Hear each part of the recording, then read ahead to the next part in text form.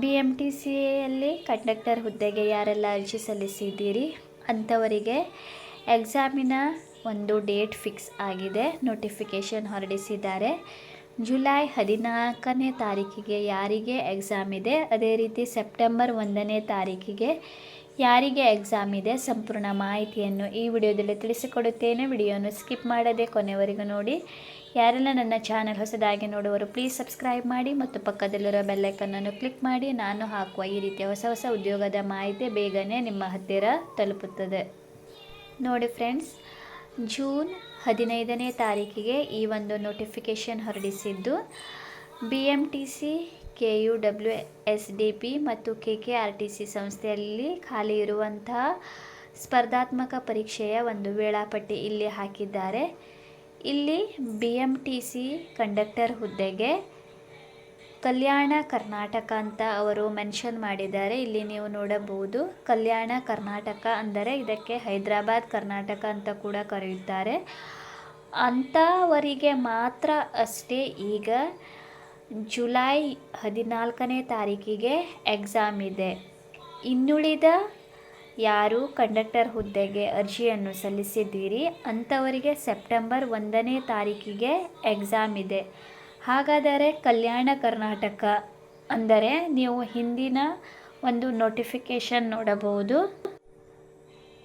ನೋಡಿ ಫ್ರೆಂಡ್ಸ್, ಯಾರು ಈ ಒಂದು ಅಂದರೆ ಇಲ್ಲಿ ಸ್ಥಳೀಯ ವೃಂದ 199 ಹುದ್ದೆಗಳು ಹಾಗೂ ಹಿಂಬಾಗಿ ಹುದ್ದೆಗಳು ಒಟ್ಟು 214.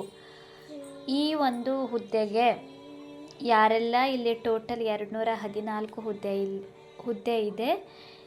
ಈ ಒಂದು ಹುದ್ದೆಗೆ ಯಾರೆಲ್ಲ ಅರ್ಜಿ ಸಲ್ಲಿಸಿದ್ದೀರಿ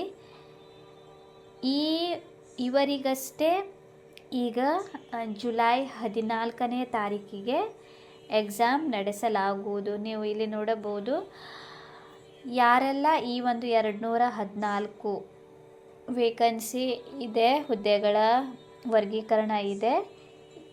ಈ ಒಂದು ಹುದ್ದೆಗೆ ಯಾರೆಲ್ಲ ಅರ್ಜಿ ಸಲ್ಲಿಸಿದ್ದೀರಿ ಅಂಥವರಿಗಷ್ಟೇ ಈಗ ಜುಲೈ 14ನೇ ತಾರೀಕಿಗೆ ಎಕ್ಸಾಮ್ ನಡೆಸಲಾಗುವುದು.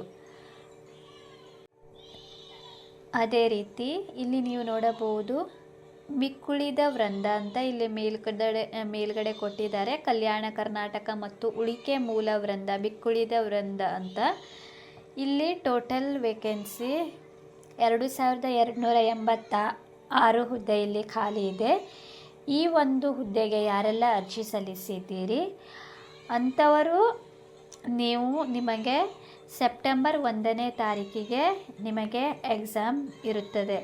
ಏನಾದರೂ ಚೇಂಜಸ್ ಇದ್ದರೆ ನಾನು ಖಂಡಿತ ಅಪ್ಡೇಟ್ ಮಾಡುತ್ತೇನೆ. ಬಟ್ ಈಗ ಸದ್ಯದಲ್ಲಿ ಕಲ್ಯಾಣ ಕರ್ನಾಟಕ ಅಂದರೆ ಕಲ್ಯಾಣ ಕರ್ನಾಟಕ ವೃಂದದಲ್ಲಿ ಆ ಒಂದು ಪ್ರದೇಶದಲ್ಲಿ ಬರುವ ಒಂದು ಅಭ್ಯರ್ಥಿಗಳಿಗೆ ಯಾರೆಲ್ಲ ಅರ್ಜಿ ಸಲ್ಲಿಸಿದ್ದೀರಿ ಅಂಥವರಿಗಷ್ಟೇ ಈಗ ಜುಲೈ 14ನೇ ತಾರೀಕಿಗೆ ಪರೀಕ್ಷೆ ಇದೆ. ಯಾರೂ ಕನ್ಫ್ಯೂಸ್ ಆಗಬೇಡಿ. ಈಗ ಕೆಲವೇ ದಿನದಲ್ಲಿ ನಿಮಗೆ ಹಾಲ್ ಟಿಕೆಟ್ ಕೂಡ ಬರಬಹುದು ಬೈ ಪೋಸ್ಟ್ ಮೂಲಕ. ಏನಾದರೂ ಡೌಟ್ ಇದ್ದರೆ ನೀವು ಕಮೆಂಟ್ ಸೆಕ್ಷನ್ನಲ್ಲಿ ಕೇಳಬಹುದು.